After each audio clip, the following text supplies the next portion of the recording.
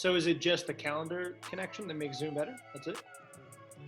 Yeah, basically. I mean, the calendar connection and it's free. I don't know. I avoid paying $25 a month.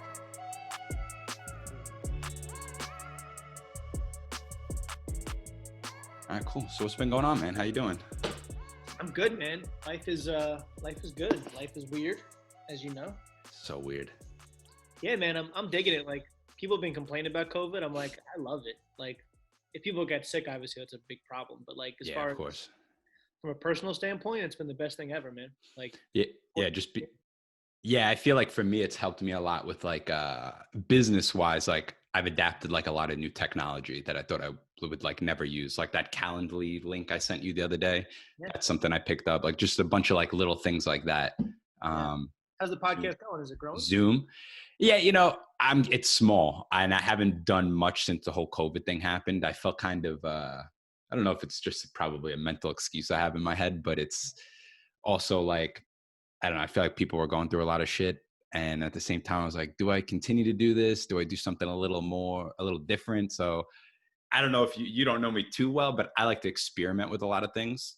Yep. So I started I had a Facebook group going on for a little while, just with like businesses in Long Island, just to try to connect everyone. And if you've ever been in a Facebook group, they're brutal. Like most of them are like just nonstop spam and people, talking political garbage at each other. So I was doing that for a little while. And I think I did like a couple of insurance podcasts that only people in the insurance industry would really listen to. So yeah, I haven't been consistent at all with this podcast. So I'm trying to, I have a few people lined up now. It seems like it's starting to pick up a little again. So we'll keep the wheels turning. It's tough being like a thoughtful person. Like, I feel like if I was a sociopath, I'd be way more successful. Yeah, right. You're like, oh shit, there's things going on. Should I really be putting out content about this? Could I make more of an impact somewhere else? Like, you overthink shit because you're actually self-aware. Well, that's the biggest thing. I think that's like my kryptonite. Like sometimes I just overthink it way too much. It's like, dude, just put it out. Who cares? Like if nobody wants to listen to it, then they won't listen to it. Like it doesn't matter. So that's the hurdle I go with constantly. So I'll get over it eventually. So me, Jake, and Joe have a text thread that we hit up every day. And the theme of the text thread, we'll say to each other all day long, is nobody cares, work harder. We'll just say it all day long. That's it. That's it. Nobody cares. Like, no one gives a shit about you. Just fucking do it and see what happens. Like, I'm hoping to get I want to get Joe back on. I got to get Jake back on too. So hopefully that happens sometime in the near future. But what's been going on with you business wise? What are you into right now? Everything, which is always a good thing and a bad thing. I sold the gyms. So I was just like, navigating through COVID was not something I was interested in doing. So I was like, nah, I don't worry about that. And then really having an excuse to get out gave me like this runway to be like, what do I really want to do? And so I just kind of like taking opportunities here and there. The Airbnb thing sounds really interesting to me. I'm brand new at it. I'm really just learning it like in real time. I have this idea that I'm going to do a social media account called The Side Hustle. I already made the accounts, where I literally just like do a side hustle for 30 days and document it and like debunk the myths around it. Cause I feel like every time I talk to anybody like 18 to 25, they want to be like, so what do you know about drop shipping? What do you know about this? What do you know about podcast? And I just want to be like, cryptos. Dude, I'm like, dude, they all work, but like, try to get the real meat out of it. So I have that idea. I keep getting like offers to work with different people on like sales teams and companies. So I'm literally just like saying yes to all things and then seeing what really sticks. Yeah, because it's like, just say yes. Like, the Airbnb thing's interesting. It's just, I mean, I really know nothing about it, but just thinking off the top of my head, if you're talking about like renting a place from somebody, right? And then renting that place out via Airbnb. It's just trust. So would people be, I'm just thinking how the landlord would feel. Like how's the landlord going to feel about that? Or is the landlord going to not know about it? Yeah, so you're probably like me. I want to buy information to save time. So I just bought like the best course out there, and I went through it in like a day. Yeah, like 3 days. The biggest value prop for the landlord is that it's going to be 50% on average less traffic than having a full-time tenant, right? So it's less foot traffic, less water usage, less all the things that kind of degrade the value of like an apartment or a rental home, right? So that's one thing. Second thing is you have reliable income from someone like me that's going to pay you automatically via bank draft instead of like chasing down, right? There's never going to be kids. There's never going to be pets. There's never going to be smoking because that's all in the guidelines. Then you have a professional cleaning crew cleaning your apartment or house 2 to 3 times a week. Yeah. Tenants don't do that. You know what I mean? Yeah. So it's like there's a lot of value to it. I think, and again, I'm just guessing, but I think the real opportunity is really high-end houses and apartments that go vacant for months because they're worth $3,000, $4,000, like they're nice places, but they're not getting somebody that qualifies all these things. So you walk in, you're like, hey, listen, I have a perfect credit. I have plenty of money. I'll prepay you 3 months. I'll stage the place. You know what I mean? Like I'll put the money into it. And then you just have to basically be on autopilot. You just get paid for doing it. And then you could rev share too with landlords too. So that's an idea. Okay. So I could give them like, we'll do 50-50 or 60-40 because I'm doing all the work. But then you keep like beyond the payment that you wanted. After that, we do a 60-40 thing. So like there's no risk on their end. There's some cool, interesting ways to do it. And it's a giant industry, and I think it's early. I think it's going to be pretty common. It is interesting. And is it mainly for short term or long term or either? Whatever they pick on Airbnb, basically, right? Yeah. So there's kind of 2 schools of thought right now. Like some pundits are like, short term is the best way to go because you're going to make more money, right? So like if I get 4 one-night stays, it's more money than if someone books it for the whole month because you get a discount the month thing. Yeah. So that's one school of thought. The other school of thought is the one nights are like the issues sometimes, like the parties, the over occupancy, like, and New York has a bunch of weird rules, which is probably going to push me into like Jersey to actually do the properties. Like the host has to be there present. Like that's like an Airbnb New York rule, but not the place's rule. So kind of hit or miss, but the money's in short-term rentals. For sure. Yeah, I just got an Airbnb on Fire Island last weekend. Yeah, two nights. But yeah, we didn't see it. We didn't see it $1,000, but we didn't see anybody. There was no host there. It was just they had the electronic keypad on the door. Yeah, that's what I've done. That was it. I had those too. They're like I rented a little cabin out in Nassau County just to get away for a few days, just like middle of nowhere. And I'm like, keyless entry. I'm literally alone. This is dope. Like, and the guy texted me, probably his VA texted me like once or twice just to confirm it. And that was it. Like that guy made money doing nothing. Yeah. You know what I mean? Yeah, it's interesting, man. I feel like I was talking about this with Jake the other day. Like, I'm the type of person that I think you're very similar. Like to experiment with new things all the time, which I think is a good thing. Is I feel like it could be a bad thing sometimes, but for the most part, like you're trying something new, you're trying something that you like to do. So I think that's cool. Can't go wrong. Yeah.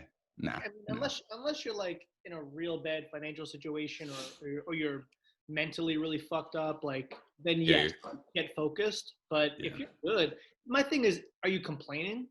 Well, then don't do a million things, right? Are you bitching about life, or are you happy about life? You know, I'm like, I just don't complain. Like that's my big motto. Just don't complain ever. Yeah, no, it's a good point. What about what are you doing with content? Because I'm trying to my thing with content right now. I took like a nice break off Instagram. I still did stories and stuff like that every once in a while. Same thing with Facebook. But I really slowed down on posting, and I was just kind of trying to like process, well, like what's really my goal here. And I spoke to a few people, and they were like, consistency is like a huge part of it. So I'm thinking like, hey, if I start this again, I just got to make sure I'm consistent with everything. So that's something I've really been trying to work on. Where are you at with everything? I'm doing a terrible job because I don't know what I'm doing. It's a terrible job. It's so tough, right? Because sometimes, there's this agent I follow in Alabama, super nice dude, and he just hired like a full-time like D-Rock, right? Yeah. But before that, all he was doing was his phone, documenting, talking to the camera, taking pictures, everything was his phone.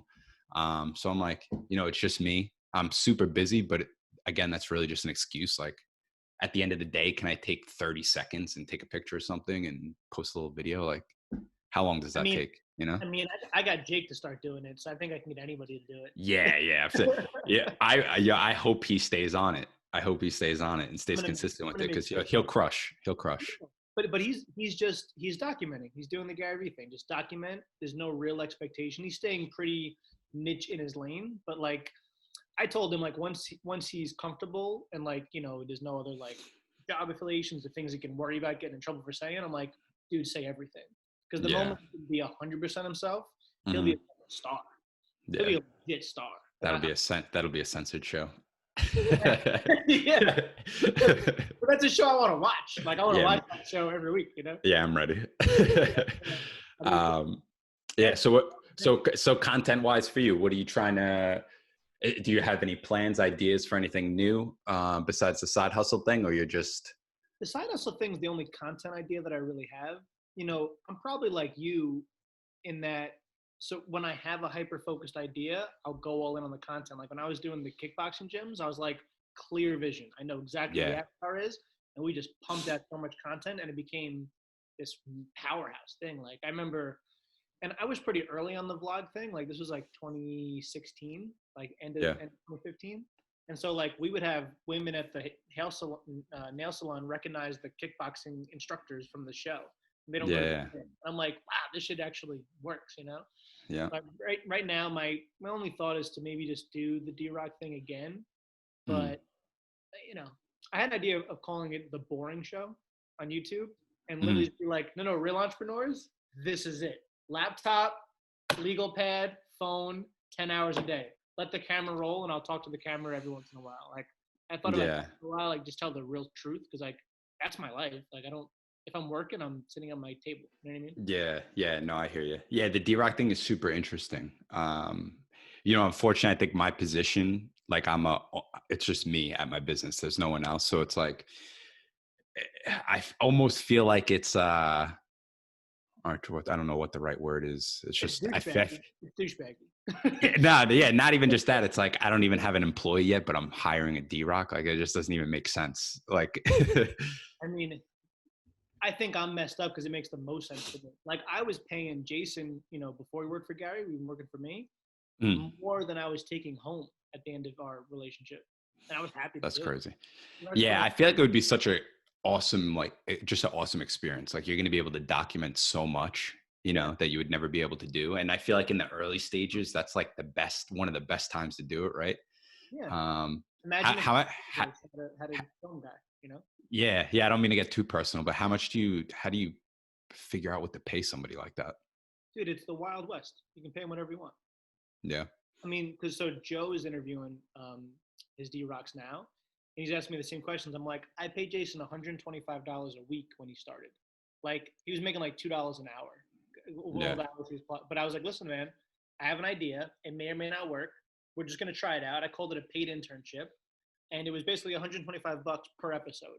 But you got to film 6, 8, 10 hours, and then whatever it takes you to edit. Like, I don't know. Just got to do it. He was like, cool, I'm in. And then after 8 episodes, we got a raise. And then after 20, you know what I mean? Like, it just. Yeah. But there's hungry. Like, I got very, very lucky with Jason. Like, very lucky. He was the second person I interviewed. I instantly knew he was the right person. And I mean, now he works at the highest level in video. Yeah. He works next to him. Like, D-Rock and him are boys, right? Yeah. But there's kids that are in school right now that hate what they're doing, that want to be video creators, and they'll do it for free. They'll do it for pennies. Like they will. Yeah, just to build like a portfolio, right? Yeah. And then if you're talented as an entrepreneur, then they're going to learn from you. Like Jason always goes, forget about what you paid me. He goes, I just learned so much from being around you all day long. Like I helped him level up. I helped him get confidence to go out, you know what I mean? To make the game. You know what I mean? So it's like, he's one of my best friends now. Yeah, I know. It's funny. I think about that too. Like I was speaking with your buddy Dean Miller a few months back when I was on his show about it. And I was like, man, how does it feel to like, you're out? Like he was telling me he would go to like a networking meeting, right? Or like a real estate event. Yeah. And like, you know, his guy would be right there, like recording him while he's talking to people. I'm like, dude, what does that feel like? You know, really he's like, in the beginning, it's weird, you know, but he's like, you just get so used to it, you know? And his videographer, I forgot. Corey. Oh, Corey. Yeah, Corey. Yeah, Corey would be like, yo, people used to come up to me and like think I'm like the waiter, you know, and be like, hey, can you go get this for me? He's like, no, I don't work for you, man. I'm with Dean. Yeah, yeah. Well, So a lot of weird. Corey was an unpaid intern for me first. Oh, that's cool. That's Same cool. Oh thing. yeah, I remember Dean saying that. Yeah, but just think about that. Like Corey worked for free for 3 months, and then I got him a job with Dean. Yeah, it's sick. Like there's kids that will do it. You know what I mean? Yeah, and there's definitely something to building up that portfolio. There's an insurance agent in Miami right now that's crushing it with their social media, and I follow their 2 guys that do the social media for them, and dude, they crush. And I was like, and I'm thinking like, wow, that's like, even if they were getting paid nothing, and let's just say I was big time, right? Like I would 100% hire them in a second. Like you can clearly see they know what they're doing and they're on top of their shit. Do you feel like you struggle with like the imposter syndrome thing? No, I feel like I don't know what it is exactly. I just feel like I back to the overthinking thing. I overthink it way too much. No one's gonna, and it's not even judging what I'm not even worried about what other people are thinking about me. It's more I'm just anticipating what they're gonna think. People aren't gonna watch it. It's boring. It's related to insurance. Nobody gives a fuck, you know? Or nobody really cares about a hurricane deductible, you know, that most people don't, but there are those few people that do. So those are like the stupid things that go through my head that I just have to get through, you know? The nobody cares thing, I think, is liberating. Like we used to, when I had the media company, I'd be like, listen, guys, here's our motto.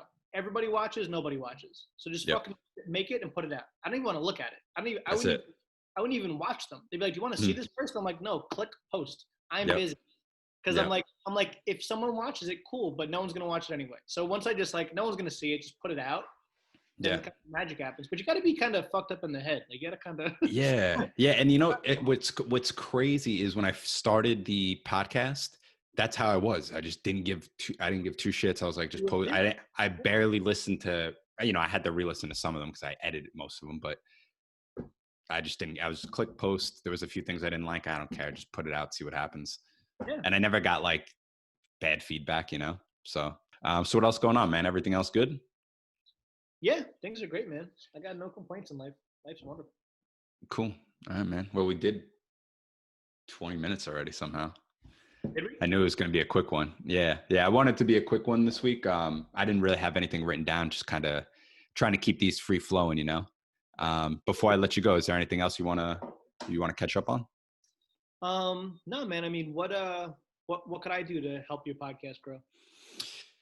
Dude, any business owner you know that wants to either reach a larger audience or just talk about how they got into their business. Yep. You see how I do it. I'm not interrogating you with a bunch of questions. Like it's going to be a very free flowing conversation and just see where it goes, you know? Are you pushing more the insurance stuff? Like what? I'm doing a little bit of both. So right now, I have the Insurance Corner podcast is just within the Business Journey podcast. I don't want to have like 2 completely separate things and make it too confusing. Right.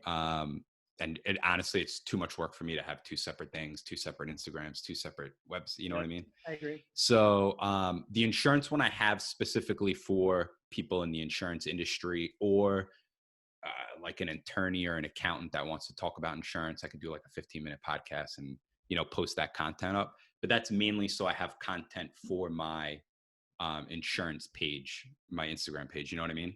Yep. Because the Business Journey podcast, I can't really get insurance material from it. So the Business Journey podcast is more just for my personal Instagram page where I talk with business owners about their journey and whatever entrepreneurial things they have going on. Does that make sense?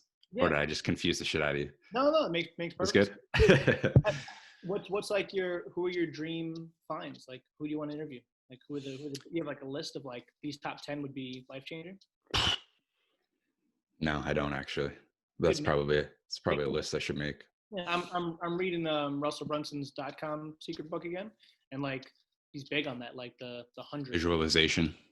Well, yeah, but just like have the fucking name. Like, what are the 100 people? Like, write them down, and like if nothing else, just DM all of them. Right? Yeah. You know? That's how I get most of the people on here. Yeah, I told you how I got Gary on my podcast, right? So Gary gave a piece of advice. I think this would be good for anyone listening that has a podcast. And he goes, "You're not going to get the Gary V's, the Tony Robbins, all those people for an hour. It's not going to, not even 20 minutes. Just too much time. Like the time's worth too much money." He goes, "But you might get them for 60 seconds. You might get them for like 90 seconds." And he goes, "You have that podcast." It was like the 1 minute podcast. And I was like, "Oh, that's really smart." So I did the mindset minute, which I've fallen off of. And literally at an event, I pitched him at a Q&A and I was like, "Hey man, you gave this piece of advice. I would love if you could do my 60-second podcast while you're walking out of the hotel." He was like, "Done." And it became one of his most viral clips. He posted it on his Instagram like 4 or 5 times over the last couple of years. Oh, that's sick. And I'm just like, well, that's pretty cool. So it's like, yeah, you know what? I think I recall seeing that one where he was walking out. Yeah. I don't remember what you guys were talking about, but I could see it. Early. Yeah, it was early when he was getting big on other people's opinions. Back. And like, I remember, because I spent so many hours consuming it, I was like, oh, he's really hot on this topic right now. Let me prompt him to go hot on what he wants to talk about. And he ranted for exactly 60 seconds, which was hilarious. It was literally like, I remember clocking and being like, well, that was perfect, Gary. yeah. He knew he wasn't wasting any time. But that might be a good way in, like have one perfect question for like big name people for the time. Yeah. Like, you might get lucky. You know what I mean? I don't know. Yeah. Good call. While I have you on, before I forget, what books are you reading? Any books you're reading, going through? I read that Airbnb book. It basically just it's so smart. It's like the guy's webinar. He basically just like, could you make this into a book and make it my lead magnet? And I was like, this is great. It was like it was like a 12-minute ebook. Yeah, this is just like a physical book. Yeah. I read that yesterday. I'm reading Russell's books again. The nice secrets, expert secrets, and traffic secrets. Those are like just fundamentals. I got a good piece of advice actually, which I think if there's business people listening, they should do this. My richest friend, like by a lot of, like he's got lots of money, like, you know, the 8-figure club. He goes, "I don't read a lot of books. I read the same books a bunch of times." And I was like, that's really smart. I'm like, because I'll read a book and forget 90% of it. It's so bad. Yeah, my comprehension is shot. So he goes, he's read Russell's books like 6 or 7 times. And I'm like, he goes, if I can't make a PowerPoint presentation on the book, I don't go to the next book. And I'm that's like, so funny. I literally just, I read Rich Dad, Poor Dad years ago. And I literally just bought the audiobook yesterday and started like listening to that again. That's the second tip. He goes, he got this from Russell. He goes, if you have the Kindle and the audio, listen to them and read them at the same time. He goes, comprehension skyrockets. And then you can actually know how much time it'll take you. Because I was like, oh, that makes sense. He goes, I listen to it at 3x speed, but since I'm reading it and listening to it, it goes really fast. And then you can be like, oh, it's a 6-hour book, but I can literally do it in 3 hours, an hour and a half today, an hour and a half tomorrow, and I'm done. And that it like makes it into chunks. And I'm like, that's really smart. He goes, and when you hear it and read it at the same time, it's like, it's done. I was like, that's smart. Yeah. What do you do now? You like the audiobooks better, or you like the old school way? I like audiobooks because I can listen to them in the sauna. That's mostly what I'm I'm like in the car driving. It's just perfect. Yeah. But I find I only have a 15-20 minute attention span regardless. Like if I'm physically reading or listening, my brain starts going after 15 minutes, no matter what. It's hard to retain the info. Yeah, I just stop. When I'm like distracted, I don't force it. You know, when you're reading, you're like, what the fuck did I just read? You zoned out for 5 seconds. I just stop reading and then I just come back later. I rather read 2 or 3 times a day than like an hour at once. My brain's just, I don't know. That's just I got you. Who I am. You know? Yeah, it's how some of us are wired, unfortunately. Thanks, man. Peace out. All right, take it easy.